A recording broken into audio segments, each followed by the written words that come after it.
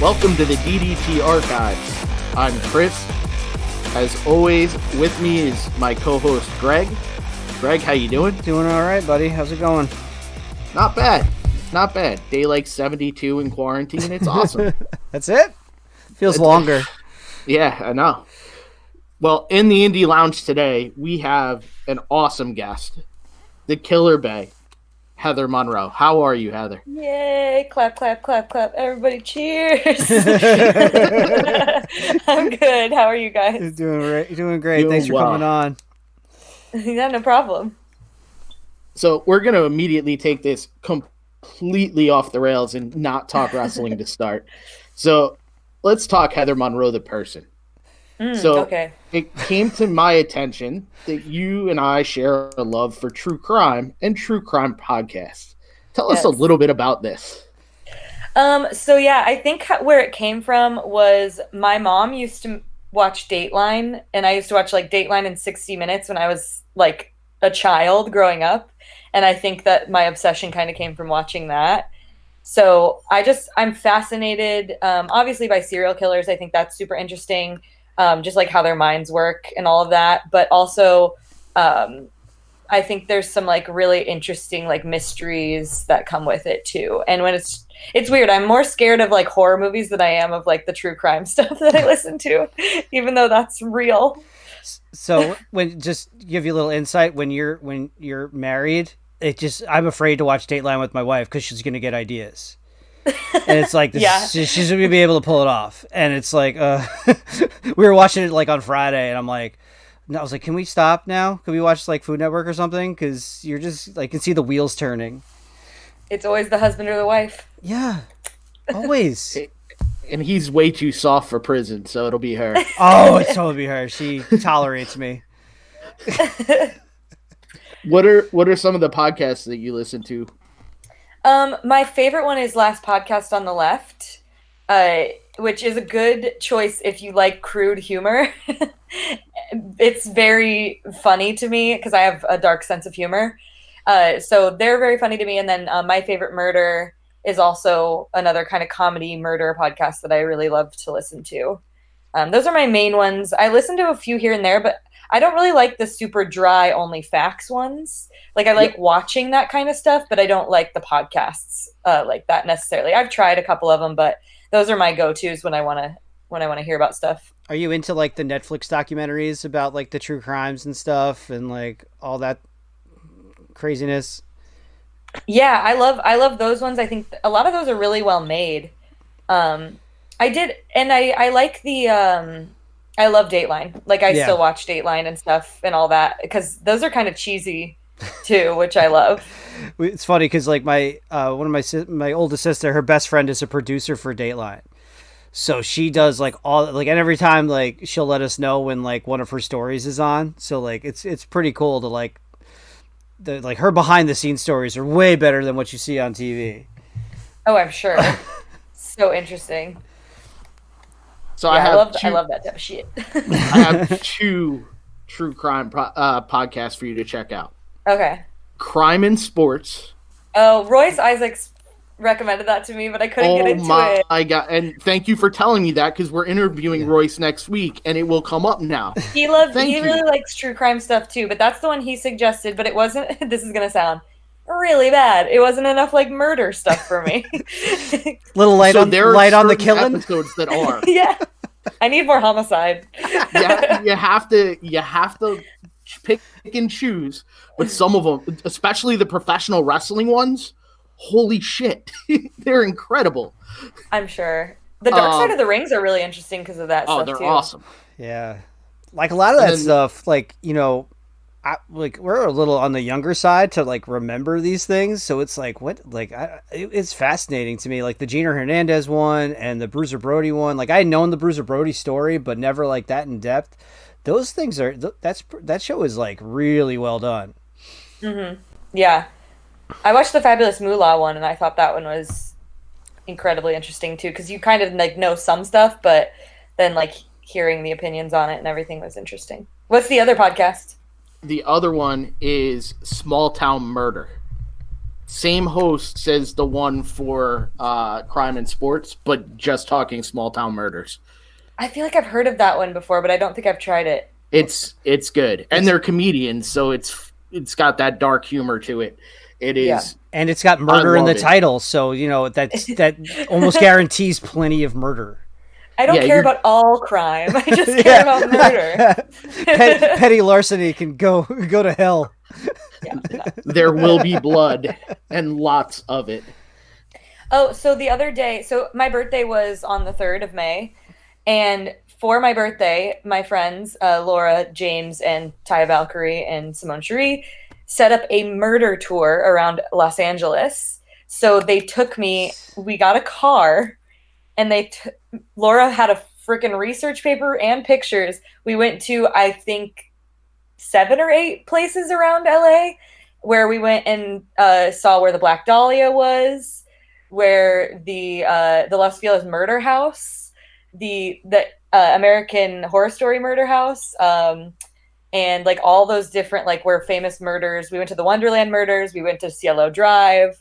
It was super interesting. And Laura told us a little bit about everything on the way. Did you leave off like OJ's house?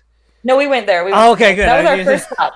That was our first stop. We saw where all that happened. Oh my God. It's surprising to me too, because so people still live there. Cielo Drive's been completely torn down. They have a new house that they're building there. But somebody still lives in the Wonderland murder apartment. Wow. Where like 4 people were found gruesomely murdered. And it was like a drug den, essentially, too. And I'm like, how did this stay up? That's, yeah. I mean, I don't really buy into the ghost stuff, but if there were, that's where they would be. Yeah. Well, and the Los Feliz murder house was creepy on the outside, because I guess somebody bought it in like 2016 and then just stopped. Like, they stopped their entire, like, they were redoing the whole thing and just stopped. And you could see in the windows and stuff that, like, stuff just wasn't done. And it's so creepy. It's awesome, though. I'm very jealous. We're sitting in our basement. Yeah. Well, in your case, Greg, your parents' basement. Hey, look at it's quarantine. My wife and child are elsewhere. It's very depressing. Leave me alone. Okay. I'm just proud of you that you're talking to Heather. What? Oh, stop. We're not getting into this now. I don't intimidate you? No. What are you saying? You saying Heather's not strong, Greg? Oh my God. Hang up. I was just about to say, like, I really underestimated Los Angeles on my honeymoon, because we only took like the TMZ tour, and I really wish we got on a murder tour. That sounded like fun. Yeah, they definitely have those kind of things, and they have like ghost tours too. Yeah. But I'm not sure. Although I did learn that, so Sharon Tate's ex-boyfriend, Jay Sebring, who was murdered in the Manson murders as well. We went to the La Bianca house too. But he lived in a house of an old actor that had killed himself, and Sharon Tate had visions of this guy like warning her of like crazy murder and death. So and then she got murdered. I love that shit. I can talk for hours about that. We can. We got time. We're going. We don't. Yeah. What else do I have to do? Look, seriously, you're like boring wrestling talk. Like, where did you train? Like, no, killings. Let's go. Yeah, I know not everyone's hip to it, and they don't like it as much. Oh, then they're stupid. Interesting. I have zero problem alienating an audience if they don't like true crime. Yeah, how do you not like true crime? Like, that's the thing. It's like we try like you try to watch some of these ones too, and some of them I forget which one I had to like stop watching. I was like, I can't do this. Like, this is weirding me out like too much. Do you ever get that?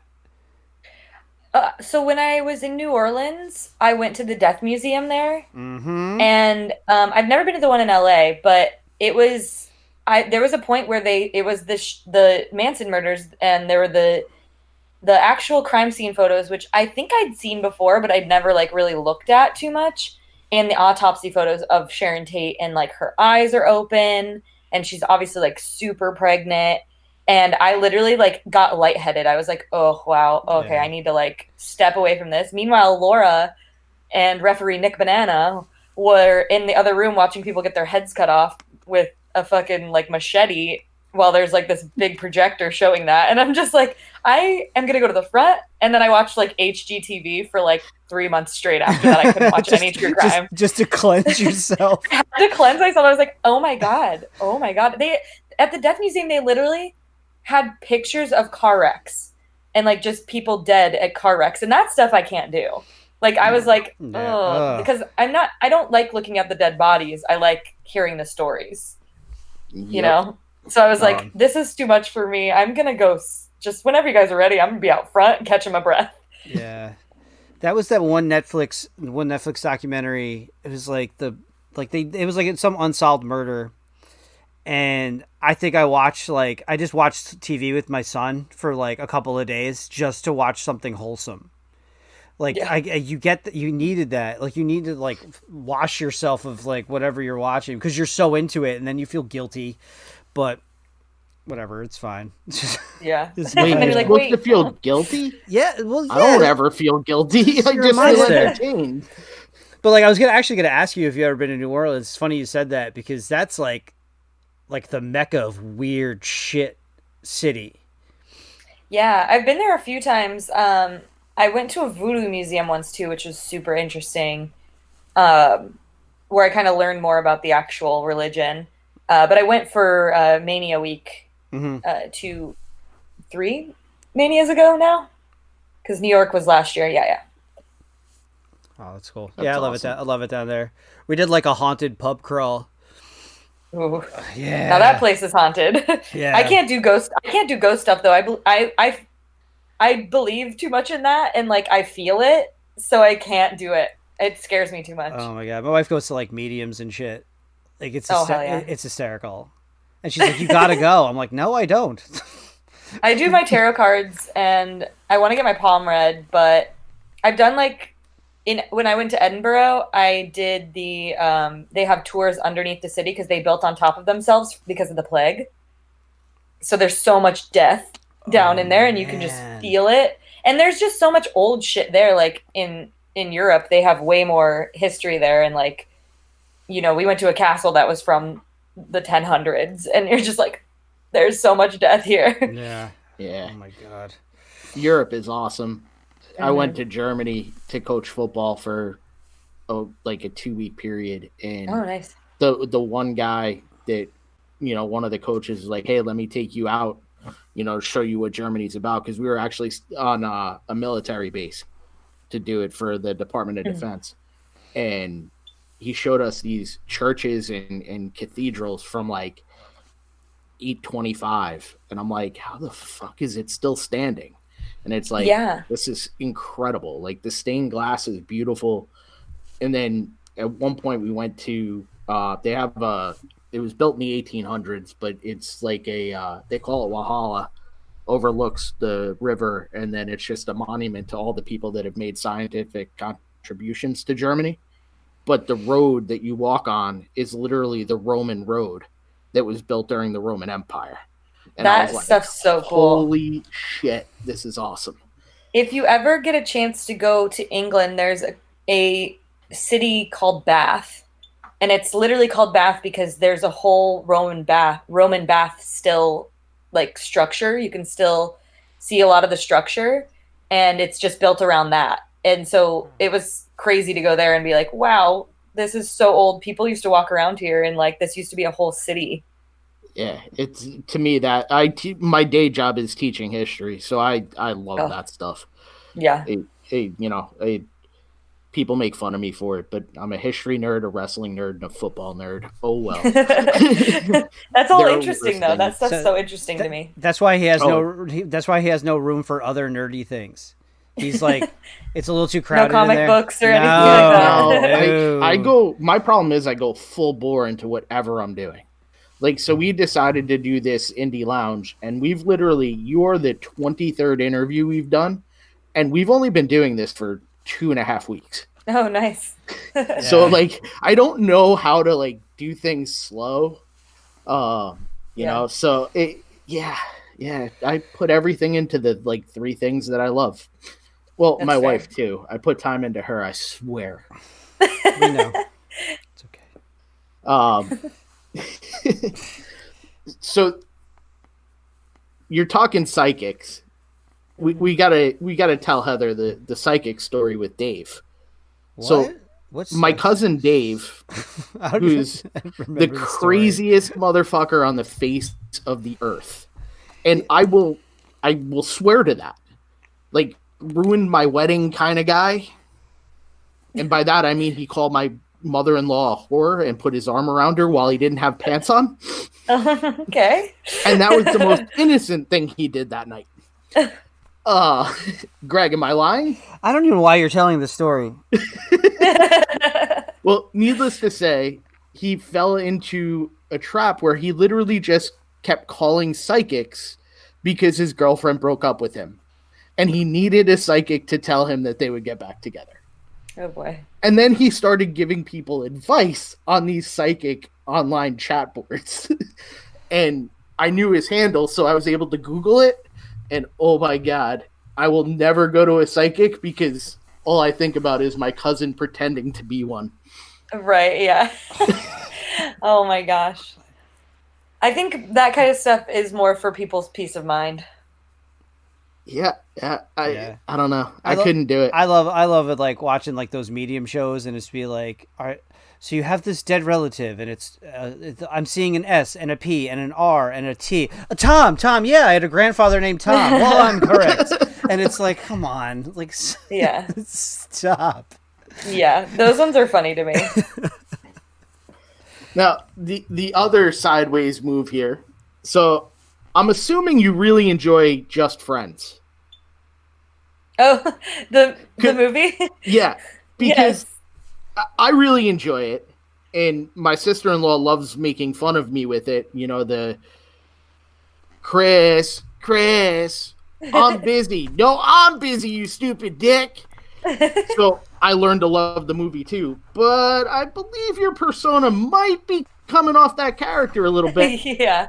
I don't think I realized it until like a couple of months ago, and then I was like, I rewatched it, and I was like, oh, that's where I got that from, because the character was always so funny to me, Ivana Ferris, and like this entitled little brat that like thought she was spreading like some sort of like she was doing something, you know, like, and she's really just like this dumbass that like thinks that everyone's looking at her and like no one cares about her.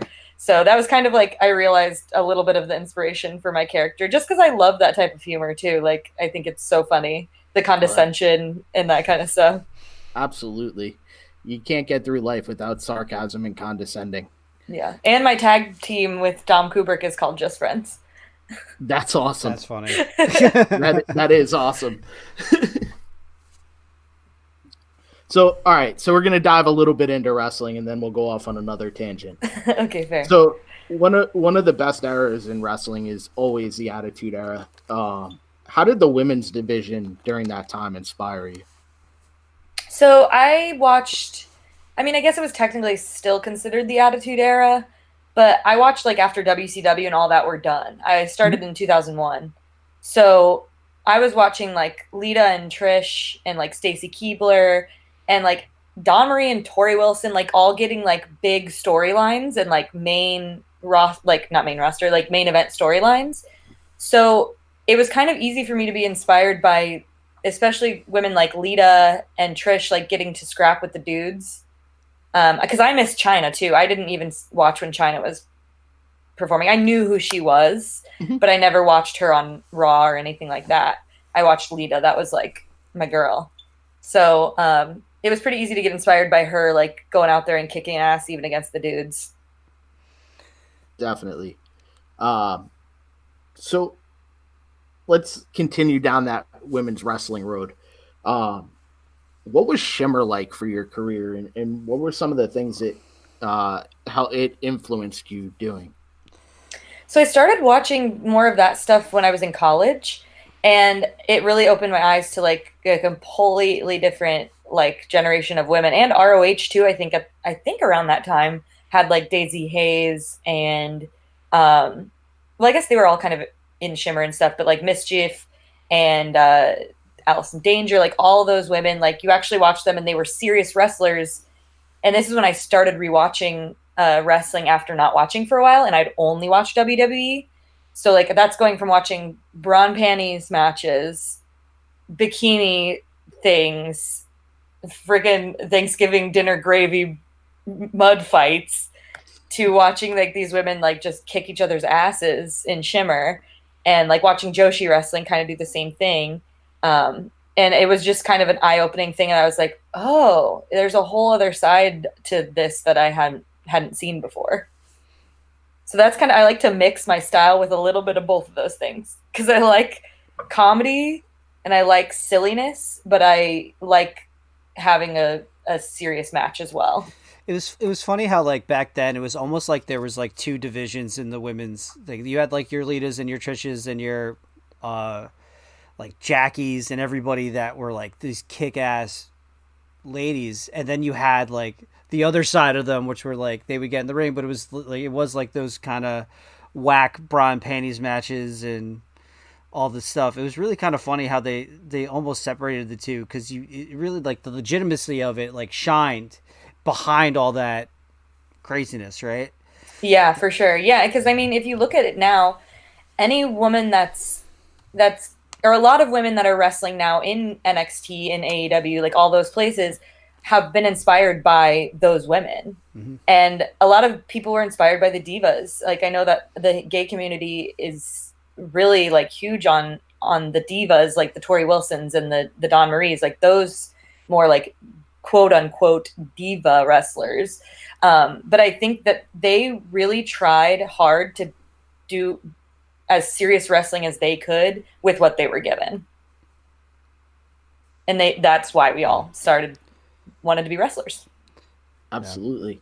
Yeah. What was the locker room like in Shimmer? I have only been in it a couple of times, and I really liked it. Was just a really good opportunity to meet different women from different areas and like different countries. Kind of getting to be in a space where I'm not normally going to be around those women and get advice from women that I wouldn't normally get advice from. Like my very first match that I did with Rise I was like barely a year in, and it was their first seminar ever. And after the show, Mia Yim and Marty Bell pulled me aside and give me advice, and I wouldn't have gotten that otherwise. So I think it's a good resource for women, especially coming up in the business, because there's so many veteran women that have already dealt with all the stuff that can really give advice to you for how to deal with things, for what you should be doing to match, like character, all of that. How do the locker rooms differ in a federation where it's all women's wrestling versus a more traditional locker room? I think the women's locker rooms that I've been a part of, like Rise and Glam, Shimmer, I feel like have all been more supportive of each other. I don't know that that's necessarily a gender thing. I think it's just when we all get together, we feel like we're doing something bigger, because women's wrestling wasn't taken seriously for such a long time. So we all want to like get out there and support each other and be like, wow, you're kicking ass. Like, oh, I can't believe you did that. That was so good. Or like wanting to just better people. In a locker room that has like two girls and the rest are guys, it's a little different than that. And it feels safer being in a locker room of all women. I can imagine. It's just so funny though too, because like I've been watching wrestling for 30 years, like all my life, and it's just I knew that and I always I like my wrestling, like I like everything about it. So it was so funny when I like the day I realized that like, man, like it's like women's wrestling has changed and taken seriously, when like I saw on social media that it was like being overanalyzed to the hilt. And I'm like, and it's like, oh, okay. Like it's fine. Finally, like it's cause it's not a joke anymore. And for a long time, right. It was treated like that. And it's so funny how like you see, and I'm a wrestling fan. I don't like them. So like It's so funny to see like the like this like just the nitpicking the littlest details about every match, and it's just like, oh, like so now you're on board. Good for you. Right. Yeah, I think it took a while, but it's evolving now, and more people are realizing that women can wrestle In a just lot the of, same as dudes. but yeah, but that's the thing. It's like, Absolutely. but in a lot of ways, it's because it's been better. Like to be fair, like some like a lot of the women's matches have been better. Like they steal shows. So it has to get noticed eventually, like, and that's the great part about it. Like, hey man, I was at WrestleMania last year. To be able to be in the building when women main evented at WrestleMania, like, yeah, like, sure, it was 10 after 12 at night on a Sunday, but you know what? It was like I got to be there to witness history, and it was like a big thing. Like, and to be able to tell that to like having a daughter coming soon, and it's like I can be able to like show her that, like, that's huge for me. Yeah, and I think right now there's so many good women's wrestlers out there, and like the rosters of the main companies show that. Mm-hmm. And then there's still so much talent on the indies. It's not like they're getting eaten up and then there's nobody left. There's still so many amazing talents on the indies. Yeah, I have to be honest, watching indie wrestling as much as we have recently, I honestly believe some of the women's wrestlers on the independent circuit are almost better than some of the people on these bigger rosters. Yeah, I would agree with that. I think people have to be, I guess, the majority of wrestling, the bigger wrestling companies are located on the East Coast, and they're not getting necessarily out to see as much as they should. But let's talk about kind of how I found you as a wrestler. Championship Wrestling from Hollywood. Oh yeah. Fight TV. We're able to watch it. How is it different working in front of a camera and kind of working towards an audience that's out there and not directly in front of you? Yeah, it took a little getting used to. It's a little different in that there's more moving parts, obviously, because you have the refs giving you time cues. You're not supposed to really pay attention to the audience there. You have to pay attention to where the hard cam is, which is nobody's there except for the crew, which is a little bit weird. But I also feel like you move at a little bit slower pace for those types of matches too, which took some getting used to as well. But just for people at home to digest it a little bit easier, moving a little bit slower and taking moments more to let the story sink in, I think is more important with TV than it is in like a regular indie show. Definitely. I really enjoyed your match with Allison Kay. Oh, thank you. That one was fun. I mean, and to see the NWA title defended on Championship Wrestling from Hollywood was awesome. Because that was probably right after the Crockett Cup. Yeah, so. I actually wrestled Jazz for it too on Hollywood. That's awesome. Yeah, that was, oh my God. Like, talk about an experience. Jazz is amazing. She's still like just as big of a badass as she was. It's so unfortunate that she never gets brought up when they talk about like the great women's wrestlers of that that era in the early 2000s. She's boss. And she held the heel side together for like Trish against Trish and Lita and all them. She was it's funny too because she in my head was this monster because she was buff and she could throw girls around, but when you meet her she's actually like 5'3", 5'2", but she carries herself so big and larger than life, and it just like kind of made me think when I met her. I was like, oh wow, I was expecting her to be like 6 foot, like ready to fucking throw me out of the ring, gorilla press style. And I was like, oh wow, that was interesting to me too because it made me think about like how people carry themselves in those situations too. And yeah, I think you're right. I think she was definitely an influence on me too, but I don't know why I don't bring her up more often. Well, I think it goes back to the fact that, it was a time when the serious women's wrestler and the badass definitely wasn't brought to the forefront. It was there, but she was almost, her husband's arm candy more so than the actual wrestler, at least on TV. Yeah. Right. Yeah. It kind of got wasted in a lot of ways. But that's the thing, like, you know, we always talk about this, you know, on our regular show. We do like old school stuff. We watch old pay-per-views and, you know, discuss old, like, you know, 80s, 90s, early 2000s. And it's funny because, like, we always talk about guys being like ahead of their time. Talk about a women's wrestler that was like 10 years before then she would have been like just in the stratosphere. No pun intended. I don't know why I said that. Trish Stratus on the brain. Yeah, she was on my wall as a kid. No. I don't know. Like, Greg always had Tori on the brain. That was one time, and I was asleep. It didn't. Really he learned his lesson never to talk in his sleep. Never fall asleep. My brother and myself. Never fall asleep. Okay, we'll tell the story. Never fall asleep watching wrestling on vacation with this family, because we fell asleep like during Monday Night Raw, and they were like. And I just slept on the couch that night because I didn't want to get up. And allegedly what happened was his brother tried to wake me up. And it was like, he's like, dude, you going to bed? I'm like, and I just like, Tori and... No. What happened? You're not leaving out the first word, Greg. What was the first word? It was, I thought that came after it. I don't know. I was asleep. I don't know. I don't have any recollection. You gotta leave that first part in. It sets the tone. When I tell the you, whole thing.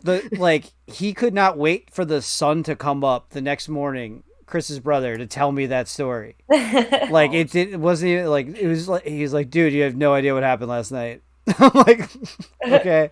And that was like 1999. That was 99. Yeah, it still gets brought up to today. Yeah, it's the problem. We've been friends since we were 4. So I'm 39. So we've been friends for almost too long at this point. Yeah. Let's talk bar wrestling, because it's something I haven't had the opportunity to see a whole lot of, but it seems like it's just fun. Yeah, I think it's one of my favorite places to do shows, because the atmosphere there in the locker room and with the fans is just super positive and fun. And I think Joey does a really good job of putting matches together that no one else is going to do, that are super interesting and fun. And he has like a totally different variety of matches on the card. There's not like going to be the same of any match. That's awesome. Now, is that a 21 and over crowd too? I think... Actually, I don't think so. I think maybe one of the venues is, but the other one's a Legion Hall. So, no, there's definitely been kids there, but I can't remember if the bootleg is a concert venue that sells alcohol. Well, they both sell alcohol, but yeah, I don't think so. I think kids can come.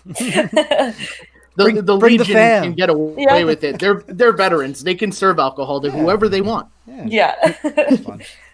Bar wrestling saved that Legion Hall, which is fun. They were going to close, and then Joey started running shows there, and it made them so much money from the bar that they got to stick around and like renovate and everything. Oh my god! That's awesome. That's fantastic. So thanks, wrestling.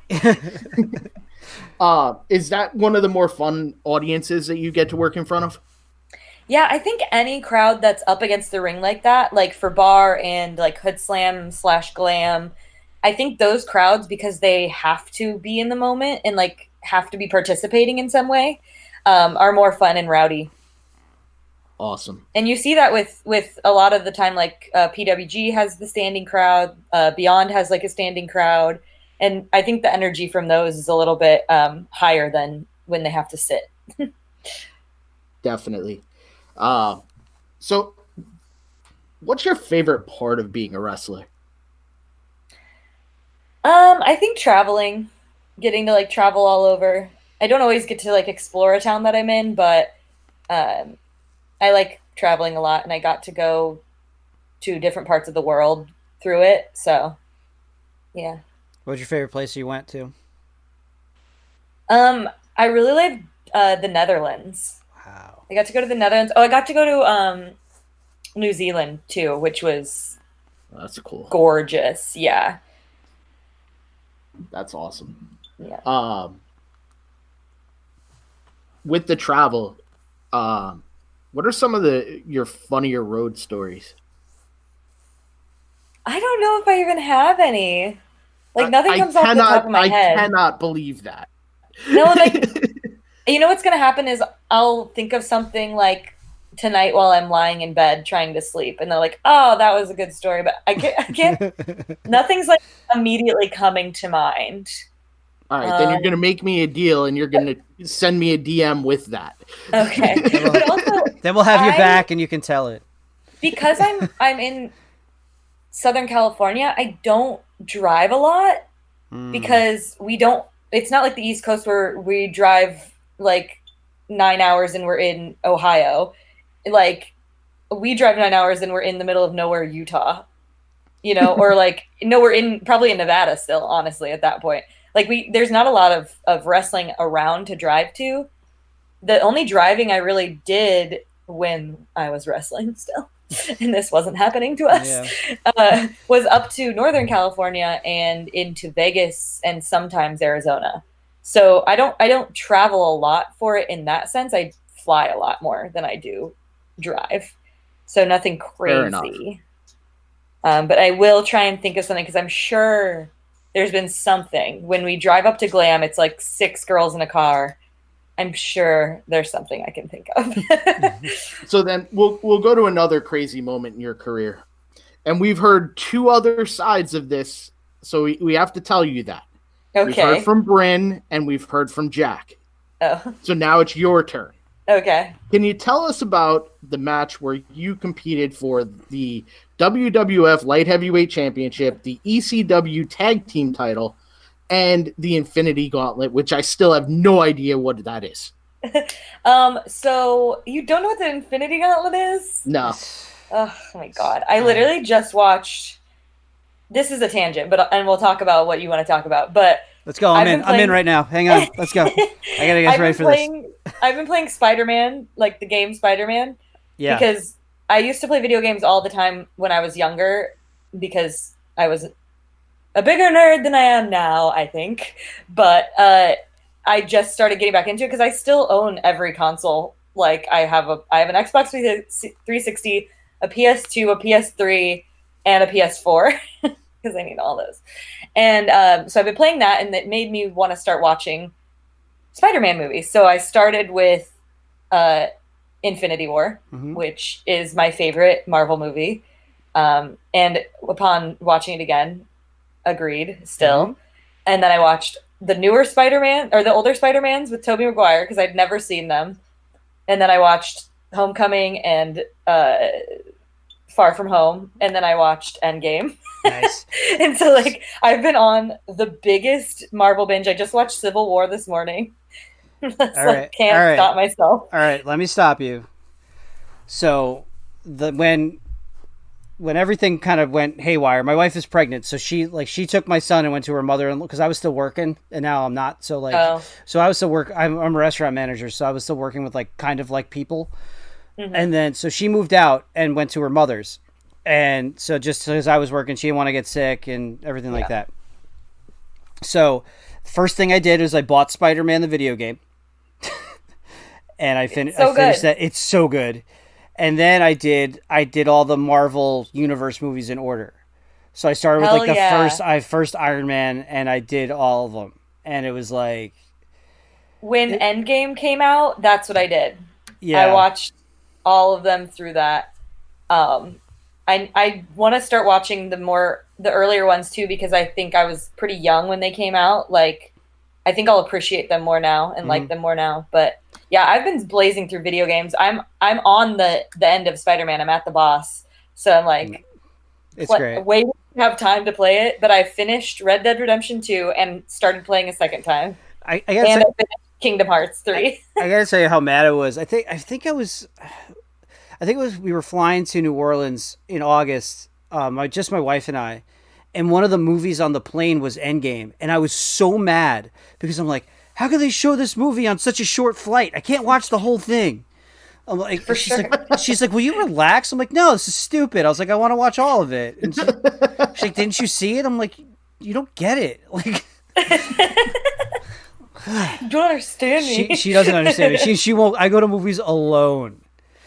I like going to movies alone. I do too, because she'll ask me questions, like, and I don't like that. Like, I'm trying to think when the Star Wars, like the first, like when Force Awakens came out, she wanted to come with me, and I was like, no.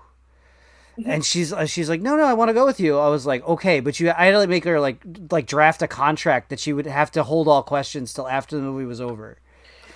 Because I can't. I was like, you're just gonna have to shut up. Like, I can't do it. I can't do it with you. Oh my god, I love it. That's how my mom is. She's like, she asks me questions like I know the answers. Like, I've never seen this movie either. Like, why would I know who that character is yet? And to come full circle, when we watch true crime stuff, she'll ask me questions during that. And I'm just like, and it's like about stuff that hasn't come up yet. I'm just like, I don't know. Can you watch? Like, I don't know where they found the gun. Like, this is why we're on this journey together. Yeah. Speaking of my mom, though, so at this show that you're talking about, it was me and oh my god, Bryn and Jack for Zealot Pro, and my mom was there. So it was like a whole bunch of things happening at once because I come out, I like do my thing. I can't remember when I came out, like if I was first, second, or third. But I come and I like hug my mom, and then I get in the ring, and then Jack goes and hugs my mom. Or no, Jack hugged my mom first. That's what it was. I said hi to my mom, and then Jack went and hugged my mom. Bryn went and hugged my mom. The ref went and hugged my mom, and then I went to hug my mom, and I tried to tell her not to hug me because I thought that would be funny, but she didn't. She was like, "Oh my god, yeah," and like hugged me back. I was like, "Don't hug me." And then once we got in the ring, then Jack decides we're gonna put whoever brought stuff on the line, and he grabs a belt. So I grabbed a belt, and then Bryn grabbed a belt, and we all put our belts and Infinity Gauntlet on the line. That's awesome.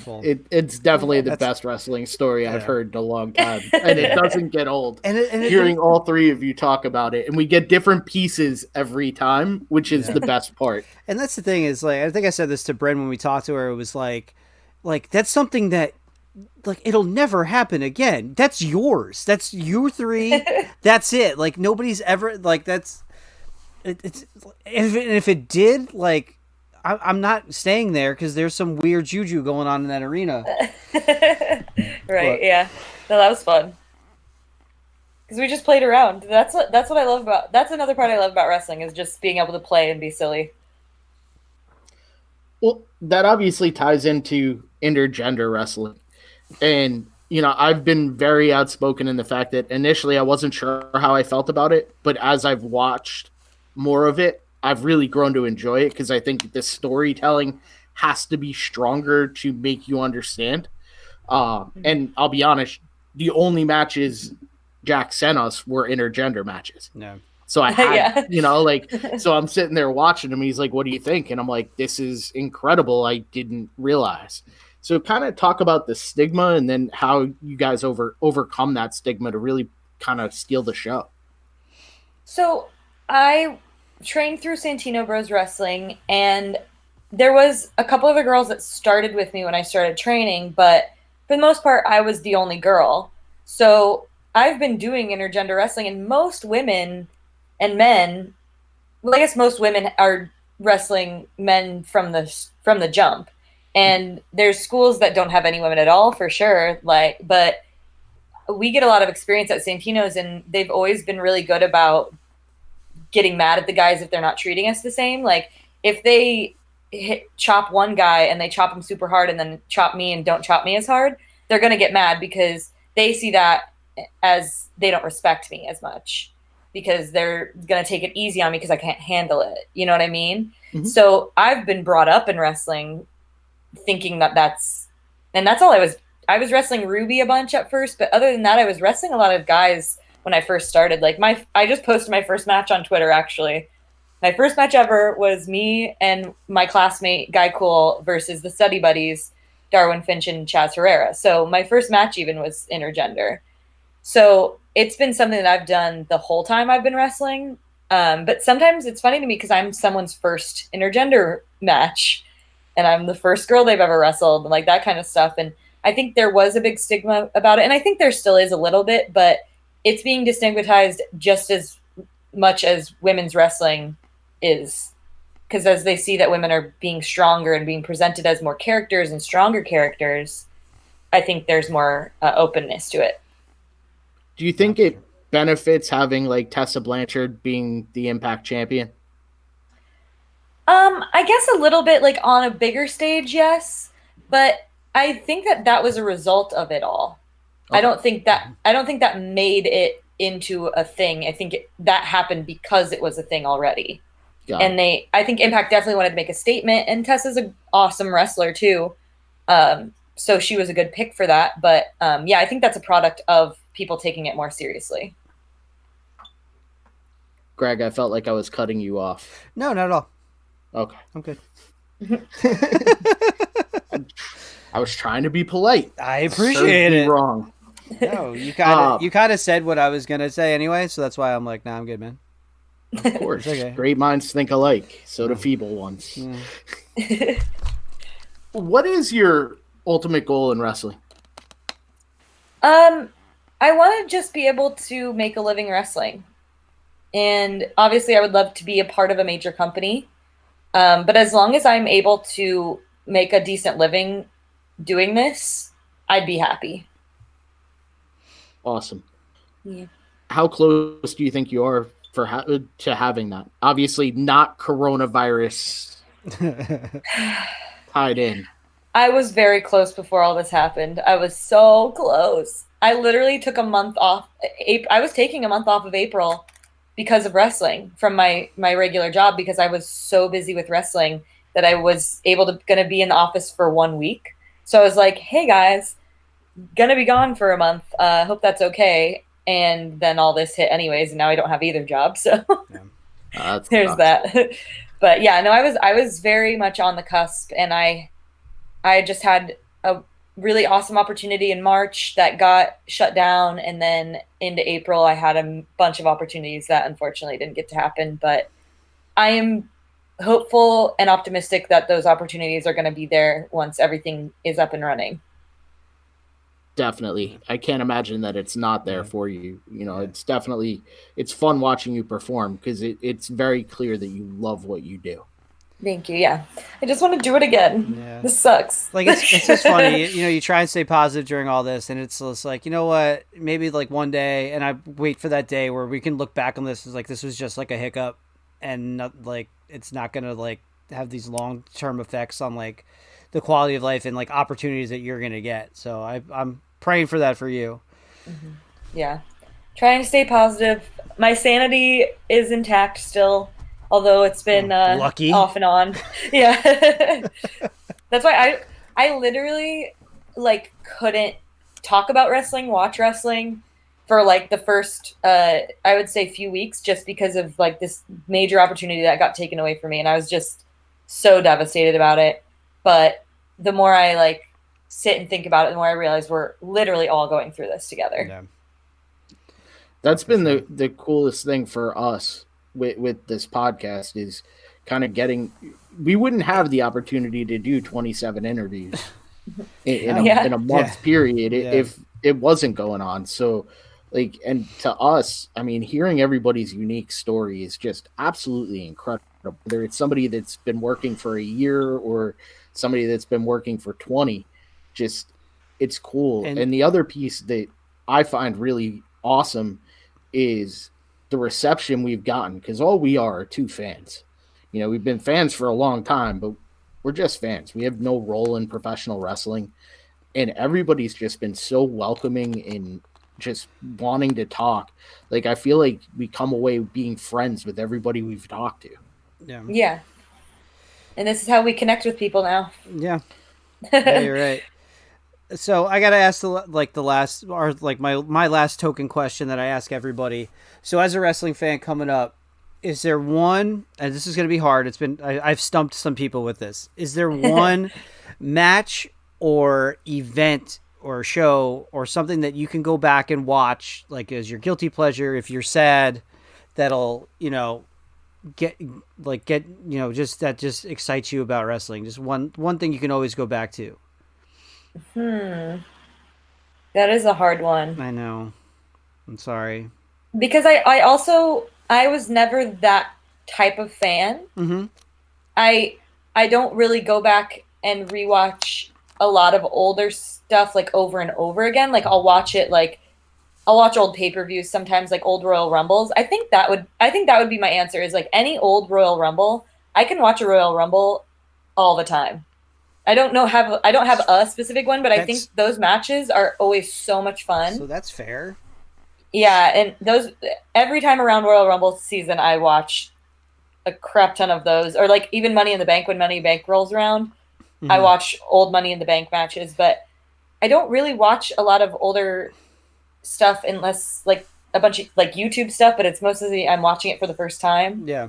But yeah, I would say like old Royal Rumble matches I could watch over and over again. See, that's what sucks is as many shows as I've been to in my life, and like Crystal the same way. That's the one thing we've never been to. The only pay-per-view that's like our one cross off bucket list like wrestling. I went this year. Oh yeah. I'm yes, and it was so much fun. That was a good one too. I feel like that Royal Rumble was really, really good one. Yeah, I've been to 2 WrestleManias, a Survivor Series, a SummerSlam. He's been to 3 WrestleManias. Yeah, nice. And it's like the Royal Rumble, the elusive missing. Rumble. Yeah, the Rumble. It was really fun. I was supposed to go to Mania this year too. Want, but oh well. Hopefully next year. Definitely.